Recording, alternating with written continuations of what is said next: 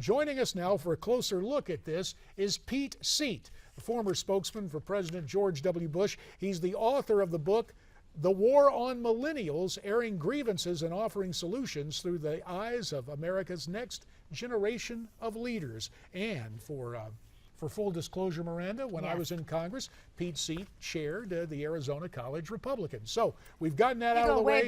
We go way back. That's right. Pete, it's so great to have you here with us today.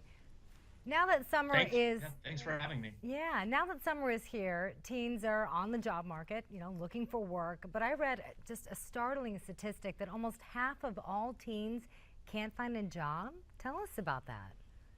It is very difficult out there in the job market for a number of reasons. One, we still have a sputtering economy in many ways.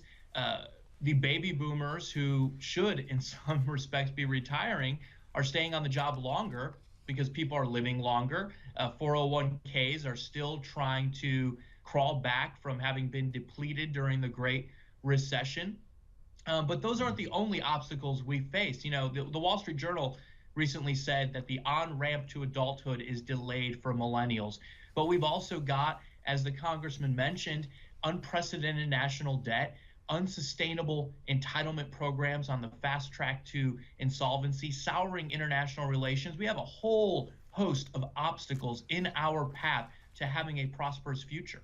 Well, you've gone through a litany of problems there, Pete, and believe me, when I hear this, it is tough to be optimistic. And pessimism is borne out by some stats that just came out about teenage unemployment and young adults aged 18 to 29. Although national unemployment rates in April were at 6.3%, unemployment in the younger age group was at 9.1%. And if you include discouraged workers, in other words, workers who said, no thanks, I'm not going to look for work anymore, you have a situation where unemployment is at 15.5% for this age group. So with that situation, what happens? Are millennials lured into kind of the frustration of paralysis, saying, well, there's nothing really out there for me to do? Is there a kind of youthful pessimism? It almost sounds counterintuitive. We think about young people being optimistic, being go-getters, trying to get out in the workplace. Does this just translate to kids staying at home till they're age 30? What's going to happen? Unfortunately, for many, that is the case. Yet we remain a very optimistic generation, in large part because I think we trust ourselves more than we trust those currently at the helm and in power. We trust ourselves to get this country on the right track. But unfortunately, when that time comes, we will find ourselves prisoners of the past. We will find ourselves having been shackled by the inaction of those currently in Congress who refuse to address these challenges. And for those millennials who do have jobs, many have jobs, they also find themselves in a situation where they cannot advance and get promotions and get raises. They feel stuck. They can't move forward, and that means they're not buying houses, they're not buying cars, they're relying on public transportation, staying in rental units, they're not building a nest egg for themselves. Yet, here's something that is interesting. We are, with all these challenges, we are saving more and at an earlier rate than any other generation in American history. We have figured it out that we're going to have to do it for ourselves. We cannot rely on the government and others to do it for us. Now, are they saving more, though, because they're staying at JD's house? Just kidding. You don't have to answer that question. But come on, come all, right? Yeah, right?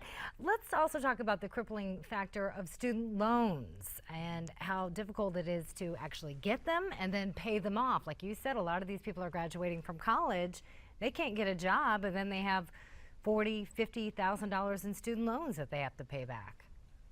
Yeah, the average right now, the latest statistic I saw was $28,000 on average in student loan debt on the shoulders of America's young people. And it's because colleges, frankly, have taken advantage of them for years. The former governor of my home state of Indiana, Mitch Daniels, is now president at Purdue University, and he has frozen tuition rates there for 3 academic years in a row because he had a very simple philosophy. Purdue should budget the way that families budget and look at what they have and their means, rather than making those families adjust their budgets to what the university wants. And I think a lot more colleges and universities need to take that philosophy and realize that they have taken advantage of these young people who sometimes take 10, 20 years to pay these loans back. And Pete, here's another stat for you. You ready for this?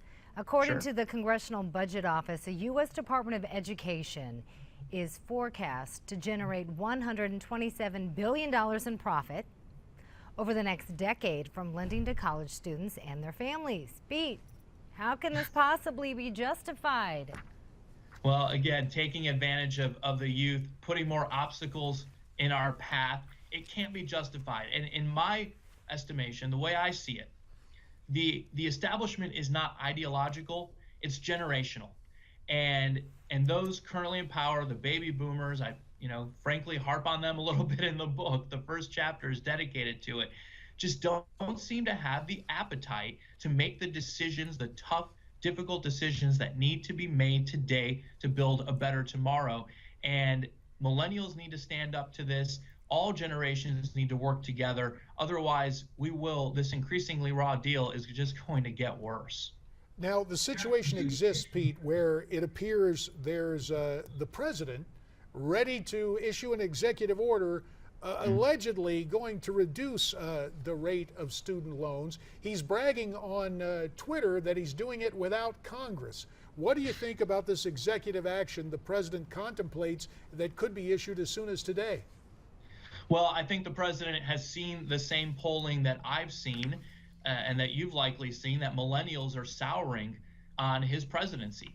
We carried him down Pennsylvania Avenue as a generation right into the White House in 2008 and again in 2012.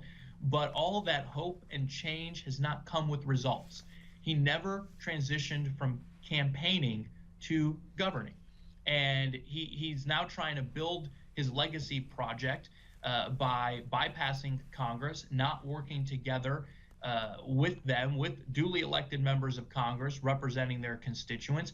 And I smell a lot of politics with this, as I did with Elizabeth Warren's proposal a few months back to do something very similar, but she would pay for it by raising taxes.